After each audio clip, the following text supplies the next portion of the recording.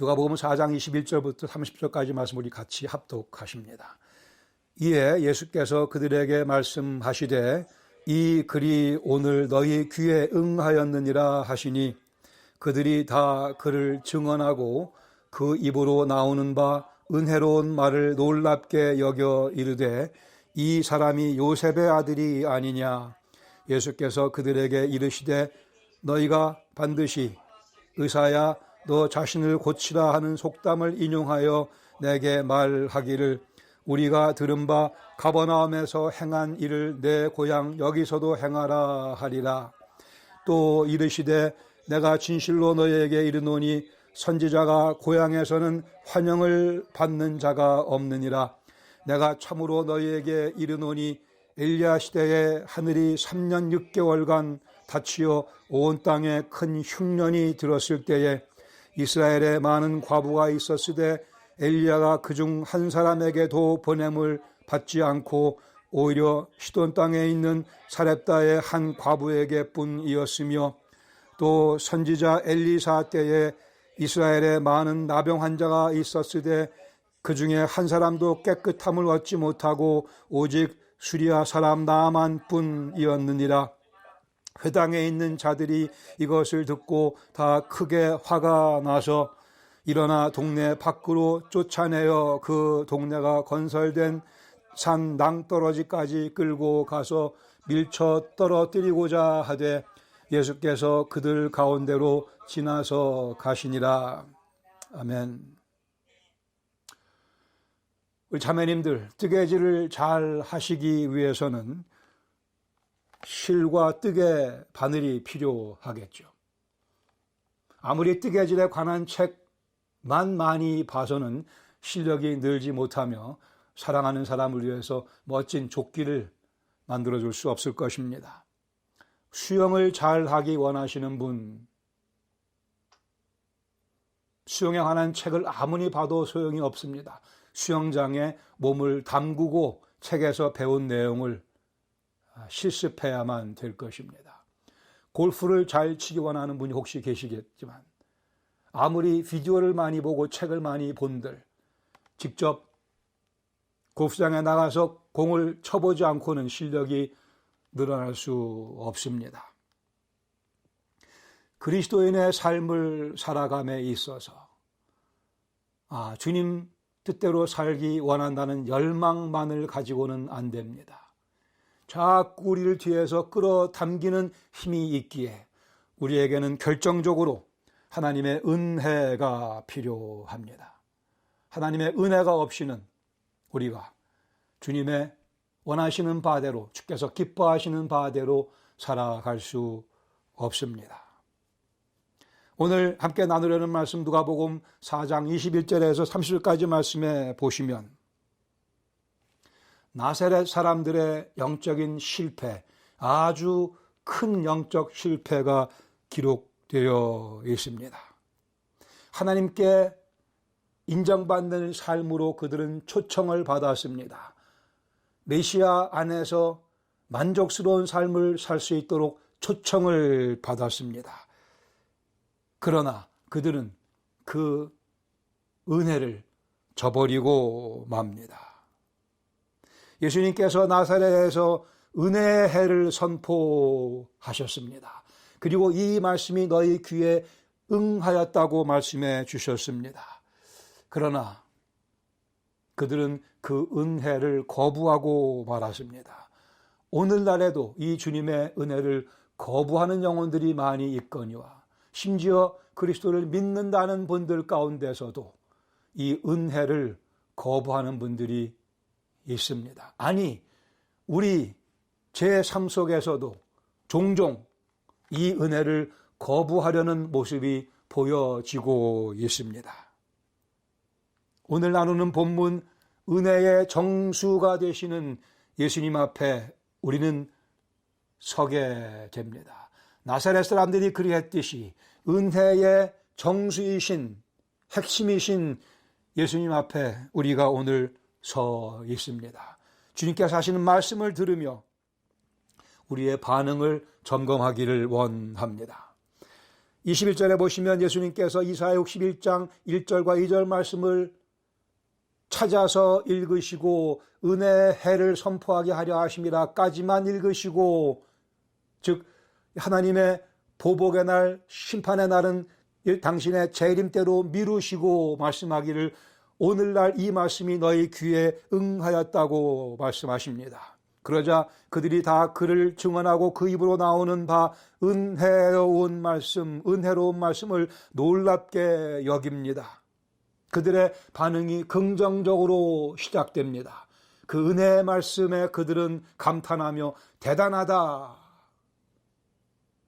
그러나 예수님께서 이 말씀이 오늘 너희 귀에 응하였다고 하는, 즉 당신이 바로 예언된 메시아이심을 밝히시자 그들은 질문합니다. 그 말씀이 참 은혜롭긴 한데 이 사람이 요셉의 아들이 아니냐.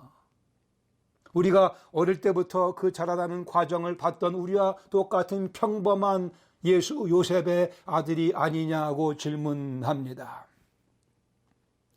과연 예수님께서 요셉의 아들입니까? 예수님 속에는 요셉의 피가 한 방울도 섞여 있지 않습니다. 요셉의 DNA가 하나도 섞여 있지 않습니다. 예수님은 성령으로 잉태한 바 되어 마리아의 아들이긴 하시지만 요셉의 아들은 아니요 하나님의 아들이십니다. 그러나 사람들이 보기에, 특별히 나사렛 사람들이 보기에는 예수님은 요셉의 아들로만 보였던 것입니다. 거기에 그들의 문제가 놓여져 있습니다. 요셉의 아들이 어찌 메시아일 수 있겠는가 물음표를 여러 개를 붙이며 이들의 반응, 긍정적인 반응에 머무르지 못하고 부정적인 쪽으로 기울기 시작을 합니다. 예수님께서 이러한 그들의 마음을 꿰뚫어 보시고 23절에 말씀하십니다. 첫 번째, 속담을 인용하시며 그들의 그 마음에 대해 주님께서 설명을 해주시며 반응하십니다. 말씀하시기를 너희가 반드시 의사야 너 자신을 고치라 하고 하는 그 속담을 인용하면서 내게 말하기를 우리가 들은 바 가버나움에서 행한 일을 내 고향 여기 나사렛에서도 행하라 하리라고 말씀하십니다. 전지하신 예수님께서 그들의 마음을 꿰뚫어 보시며 나사렛 사람들의 속마음을 드러내 보여주시며 말씀하십니다. 그들의 가운데 있던 속담 의사야 너 자신을 고치라, 즉 내가 가르치는 바를 행하며 내가 가르치는 바를 입증해 보이라고 하는 그러한 요구요, 즉 메시아라고 한다면 기적을 베풀라고 하는 나사렛 사람들의 요구이기도 합니다. 누가복음의 기록에는 없지만 요한복음에 의하면 이미 예수님께서는 가버나움에서 많은 기적들을 행하셨습니다. 이 나사렛 사람들이 그 얘기를 전해 듣고는 여기 예수님께 요구합니다. 당신이 메시아라 했으니 메시아인 증거를 기적으로 보여달라고 요청합니다. 그러나 이는 믿기 위한 요구가 아니고 예수님께 도전하는 그러한 모습이었습니다. 24절에 예수님께서 또 하나의 속담을 인용하시면서 반응하십니다. 또 말씀하기를 내가 진실로 너희에게 이르노니 선지자가 고향에서는 환영을 받는 자가 없느니라. 예수님 나사렛 출신이며 지금까지 구약에서 쭉 보여주었던 이스라엘 백성들이 선지자들에 대한 태도, 선지자들을 박해하며 그들을 조롱하며 그들의 메시지를 받아들이지 않던 느헤미야 9장에 보시면 그 내용들을 요약해서 설명해 주고 있습니다. 그들은 순종하지 아니하고 주를 거역하며 주의 율법을 등지고 주께로 돌아오기를 권면하는 선지자들을 죽여 주를 심히 모독하였나이다. 이러한 그들의 역사를 다 종합해서 거기서부터 생겨나게 된 속담을 인용하시면서 예수님께서 이 나사렛에서 환영받지 못하는 것 지적하고 계십니다. 세 번째로 예수님의 반응 25절에 이하에 보시면 이방인들의 믿음을 지적하시며 그 믿음을 인용하시며 그 믿음을 칭찬하고 계십니다. 25절 이하에 엘리야 때의 상황을 설명하시죠. 하늘이 3년 반 동안 닫혀서 온 땅에 흉년이 들었을 때 이스라엘에 많은 과부들이 있었지만 엘리야는 그 많은 이스라엘 과부 중 한 사람에게 보내심 받지 않고 오직 시돈 땅, 이방인의 땅, 유대인들과 원수 관계에 있던 땅, 시돈 땅에 있는 사렙다 한 과부에게만 보내심 받고 거기서 엘리야가 기적을 베푸는 하나님의 은혜를 그 과부에게 쏟아 부어줬던 사건을 상기시켜 주십니다. 열왕기상 17장에 있는 내용, 또 예수님께서는 선지자 엘리사 때를 언급하십니다. 이스라엘에 많은 나병 환자가 있었을 때 그 중에 한 사람도 하나님에 의해 깨끗함 받지 못했고 오직 수리아 사람, 역시 이스라엘과 적대 관계에 있던 이방인 수리아 사람 나만 뿐이었다고 말씀합니다. 열왕기하 5장에 있는 말씀입니다. 여기 이스라엘과 적대 관계에 있는, 그리고 이스라엘 사람들이 무시하는 시돈과 수리아 사람, 사렙다 과부와 나만이 하나님의 특별하신 은혜를 입은 사건을 예수님께서 인용하십니다. 이스라엘 역사 가운데 영적으로 가장 어두웠던 그런 시기 가운데 하나가 바로 이 엘리사와 엘리야 때였었습니다. 그러나 동시에 하나님께서 이 엘리야와 엘리사를 사용하셔서 구약 성경 가운데 대표적으로 기적이 많이 벌어졌던 때, 바로 모세의 때와 이 엘리야, 엘리사의 때이기도 했습니다. 그렇게 영적으로 칠흑같이 어두웠던 그 시기에 하나님께서 은혜를 더 많이 퍼부어 주시며 그들의 마음을 다시 되돌이키기 위해 애를 쓰셨으나 이스라엘 백성은 하나님의 말씀에 귀를 닫아버리고 오히려 이방인들이 하나님의 은혜를 깊이 경험했던 그 사실을 상기시켜 주시며 이 나사렛 사람들에게 경고하고 계십니다. 모든 이방인도 구원하시고자 하는 하나님의 계획도 여기에 포함되어 있습니다. 이스라엘이 무시하던 자들이 하나님의 은혜의 대상이라 말씀하시자 28절에 보시면 그 땅에 있는 자들이 이것을 듣고 다 크게 화가 나서 일어나 동네 밖으로 쫓아내어 그 동네가 건설된 산 낭떠러지까지 끌고 가서 거기서 예수님을 밀쳐 떨어뜨리고자 합니다. 여기 예수님께서 누가복음의 기록에 의하면 첫 번째 공생의 첫 번째 사건인 이 나사렛 회당에서의 설교 사건 끝나자마자 예수님은 이들에 의해 죽임당하실 뻔했습니다. 30절에 예수님께서 그들 가운데로 지나서 가시니라. 하나님의 약속이 물리적인 모습으로 눈으로 볼 수 있고 만질 수 있는 모습으로, 즉 그 아들 예수 그리스도의 사람 되시는 모습으로 나사렛 마을 사람들을 찾아왔으나 그들은 그 은혜를 거부해버리고 맙니다. 아니 적극적으로 그 은혜를 죽여버리려고 애를 쓰는 엄청난 영적 범죄를 저지르고 있습니다. 자기들의 좁은 생각에 예수님을 거부해버리고 말았습니다. 이는 요셉의 아들이 아니더냐.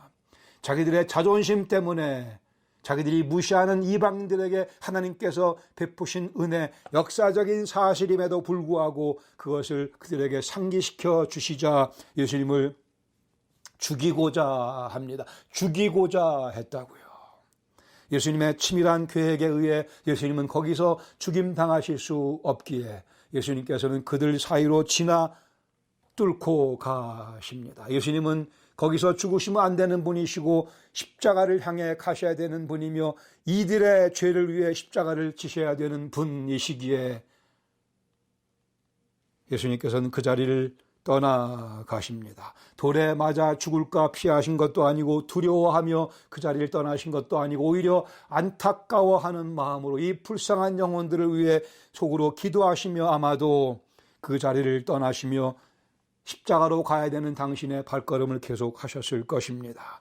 여기 그들의 사이로 지나가셨던, 그들을 뚫고 가셨던 그 모습으로 십자가에 죽으신 예수님, 죽음을 뚫고 다시 일어나시며 부활하시며 제자들에게 당신의 부활되시는 모습을 후에 증거해 보여주실 것입니다. 예수님께서 나사렛을 다시 방문했다고 하는 기록은 사복음서에는 없습니다. 이렇게 아마도 예수님의 나사렛에서의 사역은 끝이 난 것 같습니다. 이 당시에 이렇게 반응했던 사람들의 운명이 어떻게 되었는가 우리는 알 길이 없지만 우리에게는 중요한 교훈을 주며 우리의 답변을 요구하는 말씀이라 여겨집니다. 본문 가운데 두 개의 교훈을 함께 나누기를 원합니다. 첫 번째, 예수님을 내 생각에 가두지 마십시다. 예수님께서는 오늘도 은혜의 해를 선포하고 계십니다. 그때 나사렛에서 은혜의 해를 선포하셨고 이미 우리의 개인의 삶 속에 은혜의 해를 선포해 주셨고 그래 우리를 구원하셨고 지금도 오늘도 이 시각에도 우리에게 은혜의 해를 선포하시며 은혜의 아름다운 메시지를 우리 속에 기억나게 해 주십니다. 예수님은 요셉의 아들이 아니요 예수님은 하나님의 아들이시며 예수는 메시아 그리스도이시며 우리의 구원의 주님이시며 우리의 소망이시며 우리의 기쁨이시며 우리의 영광이십니다. 그러나 우리에게는 예수님을 내 생각 속에 가두어 두려고 하는 그런 나쁜 경향이 있음을 보게 됩니다. 영어 표현에 familiarity breeds contempt 그런 말이 있습니다. 익숙해지면 무시해버리는 경향이 생겨나는 거죠. 익숙해지면 갖춰야 될 예의를 갖추지 않는, 익숙해지면 그 놀라움의 아름다움을 잘 인식하지 못하는, 우리가 예수님 늘 곁에 모시고 살아갑니다.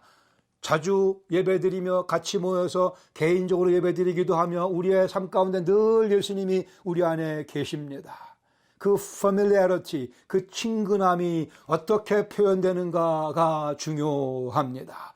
늘 예수님 얘기를 하기 때문에 예수님이 그저 그런 분이라고 하는 식의 생각이 우리 속에 자리 잡아서는 안 될 것입니다. 사단이 그러한 생각을 자꾸 우리 속에 집어넣으려고 합니다. 예수님 그런 분이시지. 예수님이 나의 죄를 위해 돌아가신 사실 그리 감격적으로 느껴지지 못하게 만드는 사단의 공작, 그리고 우리의 영적인 게으름 우리가 경계해야 할 것입니다.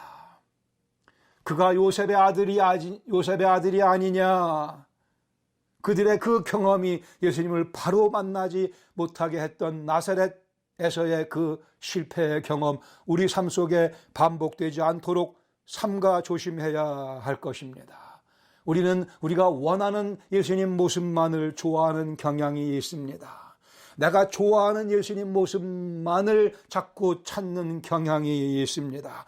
그러나 우리는 예수님의 전체적인 모든 그림을 봐야 됩니다. 히브리서 5장 12절에 말씀하기를 때가 오래되었으므로 너희가 마땅히 선생이 되었을 터인데 너희가 다시 하나님의 말씀의 초보에 대하여 누구에게 가르침을 받아야 할 처지이니 단단한 음식은 먹지 못하고 젖이나 먹어야 할 자가 되었도다. 히브리서 기자는 히브리서를 바라보는 성도들에게 너희들이 영적으로 더 말씀에 깊이 들어가야 되는데 초보에 계속 머무르고 있는 것을 안타까워하며 그들에게 독촉하고 있습니다. 단단한 음식을 먹음으로 해서 젖을 먹는 상태에서 성장하라, 성숙하라고 말씀을 합니다. 단단한 음식이 우리에게 필요한답니다.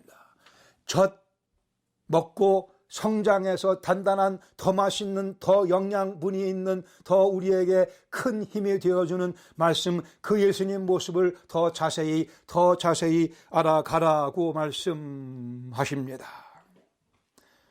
예수님이 내 힘이 되시고 내 구원이 되시고 내 위로가 되시는, 내 눈물을 닦아주시는, 내 부족함을 채워주시는 풍성인 것이 감사합니다.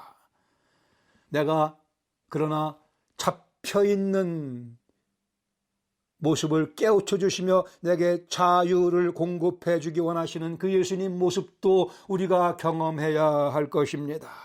예수님이 우리 약할 때 강함 되어 주시는 것 감사드립니다.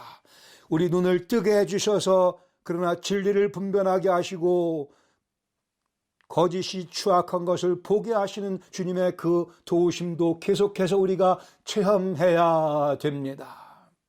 우리를 변화시키고자 하시는, 우리를 당신의 형상으로 바꿔가고자 하시는 주님의 그 의도를 보는 우리, 그 의도에 순종하는 우리의 모습이 필요합니다. 나사렛 사람들은 그 모습을 거부했습니다. 말씀을 은혜롭게 잘 전하는 선지자 정도로서는 그들이 인정할 수 있었으나 예수님이 메시아가 되어 우리를 고쳐주시는, 우리를 죽음에서 건져내시는 분은 인정하기를 원치 않았던 나사렛 마을 사람들, 우리의 때로는 추한 모습을 보이시며 그때 우리에게 아픔이 찾아오긴 하지만 우리의 추한 모습을 아름다운 모습으로 바꿔주기 원하시는, 그래 우리를 위해 지금도 하늘 보좌 우편에 앉아 계시며 우리를 위해 끊임없이 중보하시는 예수님의 그 모습, 예수님의 그 심경도 헤아릴 수 있는 우리의 예수님에 대한 이해를 내 생각에 가둬둬서는 안 된다고 하는 말씀입니다. 그러나 오늘 안타깝게도 많은 그리스도인이라고 하는 분들이, 심지어 많은 목사라고 하는 분들 가운데도 우리가 원하는 예수님 모습만을, 달콤한 소프트한 부분만을 가르치는, 그것만을 추구하는 사람들이 많이 있기에 다시 한번 경각심을 불러일으키기 위해 이 말씀을 나눕니다. 예수님께서 우리를 때로는 매질도 하십니다. 환영해야 될 예수님의 매입니다. 예수님 우리 마음에 양심의 갈등을 심하게 아프게 느끼게도 하십니다. 우리가 경험해야만 되는 순간이며 과정입니다. 베드로후서 3장 18절에 그래 말씀하십니다. 오직 우리 주 곧 구주 예수 그리스도의 은혜와 그를 아는 지식에서 자라가라고 말씀하십니다. 예수님의 은혜를 더 깊이 체험하며 그를 더 깊이 알아가는 지식의 진보가 있기를 바란다고 말씀합니다. 어제보다 오늘 6개월 전보다 오늘 1년 전보다 오늘 내가 주님을 얼만큼 더 잘 알고 있는가가 우리의 자랑거리가 되어야만 합니다. 내가 더 이상 젖만 먹지 아니하고 단단한 음식을 먹고 있음을 내가 주 앞에서 겸손하게 간증할 수 있어야만 됩니다. 여기 엘리야보다 더 크신 분이, 엘리사보다 더 크신 분이 우리 앞에 서 계시며 우리에게 은혜의 해를 선포해 주셨으며 선포해 주고 계십니다. 그분을 바로 아는 것이 기쁨이며 그분을 바로 아는 것이 참된 진리이며 그분을 바로 아는 것이 은혜이며, 아니 예수님 그분 당신이 곧 은혜이십니다. 은혜이신 예수님이 우리 앞에 서 계십니다. 이사야서 61장 1절 2절 말씀 우리의 귀에 들려주시며 오늘 이 말씀이 너희 귀에 응했다고 확신시켜 주십니다. 그러기에 우리의 생각의 폭을 넓히며 예수님을 더 깊이, 더 넓게, 더 정확하게 알아가도록 주의 도우심을 구해야 할 것입니다. 예수님은 요셉의 아들이기도 하시지만 하나님의 아들이시며 하나님 아들 하나님이시며 모든 것의 주인이시며 우리의 주인이십니다. 우리의 사랑의 대상이며 우리의 예배의 대상이며 우리의 순종의 대상이십니다. 두 번째로, 은혜의 대상에서 스스로를 누락시키지 맙시다. 은혜를 받지 못하는 비결이 있습니다. 이걸 아세요?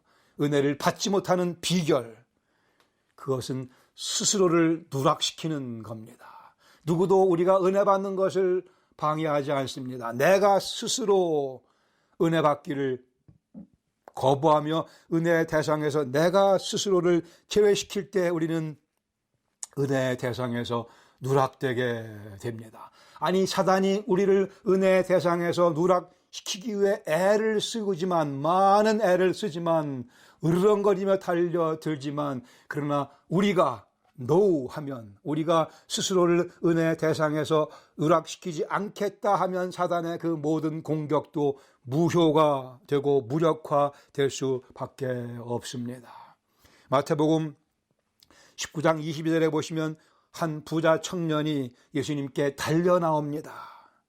예수님께서 그에게 진리의 가르침을 허락하십니다. 어떻게 하면 내가 천국을 얻을 수 있나이까?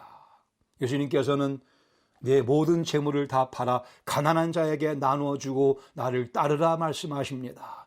이 말씀의 의미는 재물이 필요 없다는 말씀이 결코 아닙니다. 재물보다 나를 따르는 것이 더 중요하며 너의 참된 경건이 있다고 한다면, 내가 참으로 하나님 나라를 추구하는 사람이라고 한다면 재물에 관한 너의 생각을 바꾸라고 말씀해 주십니다. 그러나 안타깝게도 기록되기를 이 청년이 재물이 많음으로 이 말씀을 듣고 근심하여 가니라. 여기서 이 사람은 예수님보다 재물을, 하나님 나라보다 재물을 택하는 어리석은 결정을 내리고 맙니다. 기대감을 가지고 예수님께 찾아왔으나 재물이 많음으로, 그래 이 사람에게는 재물이 복이 아니요 예수님께 가까이 나오지 못하게 만드는 요인이 되어버리고 말았습니다. 우리 삶 속에 이 재물이 주님께 더 가까이 나아가게 만드는 요소인가? 주님과 일정한 거리를 두고 살아가게 만드는 요소인가? 살펴야 할 것입니다. 마태복음 20장 가서 보시면 빌라도의 사건이 기록되어 있습니다. 24절에 빌라도가 아무 성과도 없이 도리어 밀란이 나려는 것을 보고 물을 가져다가 무리 앞에서 손을 씻으며 이르되 이 사람의 피에 대하여 나는 무죄하니 너희가 당하라.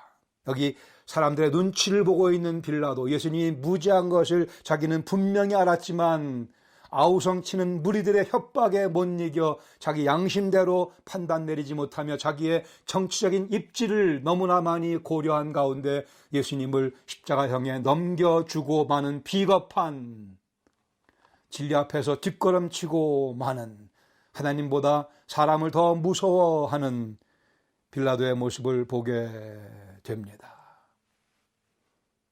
사람들의 눈치, 내 이익, 나사렛 사람들 가장 역사적인 장면의 주인공이 될 뻔했었습니다.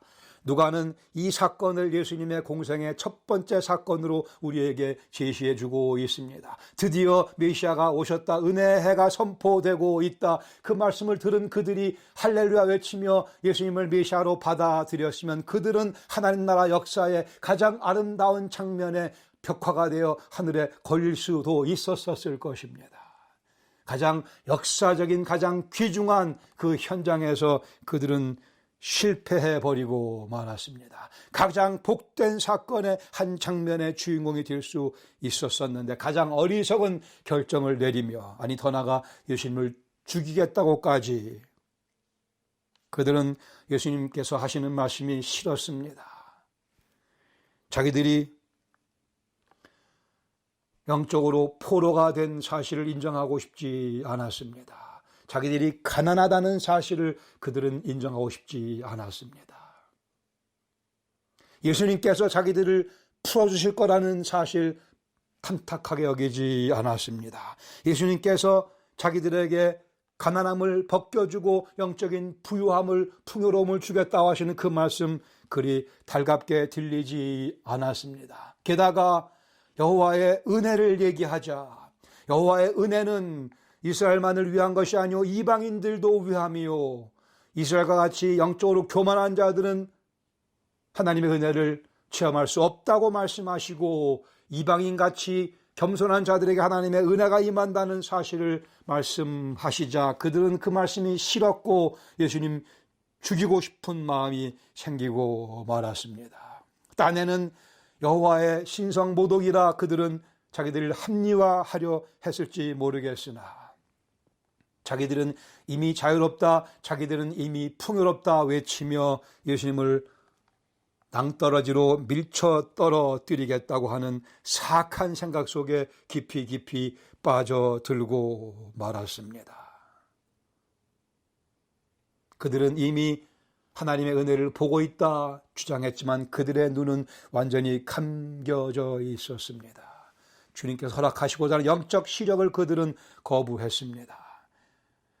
그들을 향해 너는 이제 그리스도 안에서 메시아 안에서 자유롭다고 하시는 그 하나님의 아들의 선포를 그들은 듣기를 거부하며 귀를 막아버리고 말았습니다. 영적 신선한 공기로 그들을 감싸주기 원하셨으나 그러나 그들은 예수님의 그 귀한 제안을 거부해버리고 맙니다. 너희 속에 부패한 그 냄새나는 더럽고 추한 그것을 내가 복음의 향기로 바꿔주겠다고 하셨지만 그 아름다운 향기를 맡기를 원치 않았고 오히려 추악한 죄악의 악취를 계속 즐기는 어리석음 속에 깊이 빠져 들어갔습니다. 여호와의 선하심을 맛보게 해주기 원하셨지만 그들은 여호와의 선하심을 거부하며 여호와이신 그리스도 예수를 죽이려고까지 했습니다. 여기에 엘리야보다 더 크신, 엘리사보다 더 크신 예수님이 우리 앞에 서 계십니다. 우리의 오감을 다 총동원해서 그분을 뚫어지게 바라봐야 되며 그분의 음성에 귀를 기울여야 되며 그분을 만져보려 애써야 되며 그분이 허락하시는 자유를 느끼며 그분께서 우리 속에서 빚어내시는 그리스도의 향기를 지닌 제자의 모습을 우리가 꿈꾸며 그 냄새를 즐기며 여호와의 선하심을 맛보아 아는 삶, 이것이 우리 앞에 서 계시는 은혜의 정수이신 예수님을 대하는 우리의 마땅한 태도일 것입니다. 오늘 주 앞에 예배드리며 다시 이 말씀을 저희들이 받습니다. 한 주간 동안 우리 앞에 서 계시는 은혜이신 예수님을 놓치지 마시기를 바랍니다. 은혜의 해를 내 귀에 대고 선포하시는 그 은혜가 깊숙이 내 가슴 속에 자리 잡는, 아니 내 발끝으로부터 머리끝까지 주님의 은혜가 감싸주는, 과연 은혜의 해 가운데 들어와 사는 나사렛 예수 요셉의 아들이거니와 더 나아가 마리아의 아들이며 더 나아가 성령의 잉태하심으로 우리를 찾아오신 하나님의 아들이시며 아들 하나님, 우리의 구원의 주 메시아 그리스도이심을 똑똑히 바라보며 그 이름을 찬양드리는 한 주간이 될 수 있기를 바랍니다. 같이 기도하겠습니다.